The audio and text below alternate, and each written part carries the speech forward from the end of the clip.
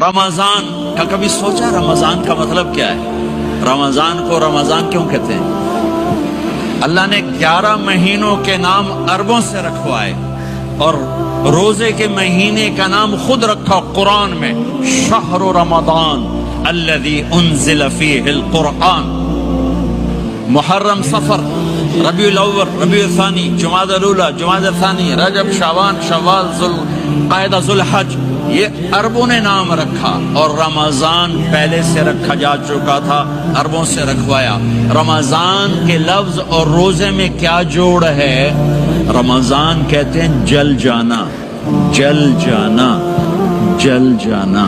تو اس کو روزے کے ساتھ کیا مناسبت ہے کہ جب کوئی مرد عورت روزہ رکھتا ہے یا رکھتی ہے تو پچھلے 330 دن کے گناہ، آج روزہ رکھا، پٹی تیار ہو گئی، گناہ ڈال کے جلاؤ، دوسرے دن اور گناہ جلاؤ، تیسرے دن اور گناہ، چوتھے دن اور، 30ویں دن سارے گناہوں کو اللہ تعالیٰ جلا کے، راکھ کر کے، ایمان والے مرد عورت کو پاک کر کے، صاف کر کے، آخری رات کہتا ہے جاؤ بخشے بخشائے چلے جاؤ، جاؤ بخشے بخشائے چلے جاؤ۔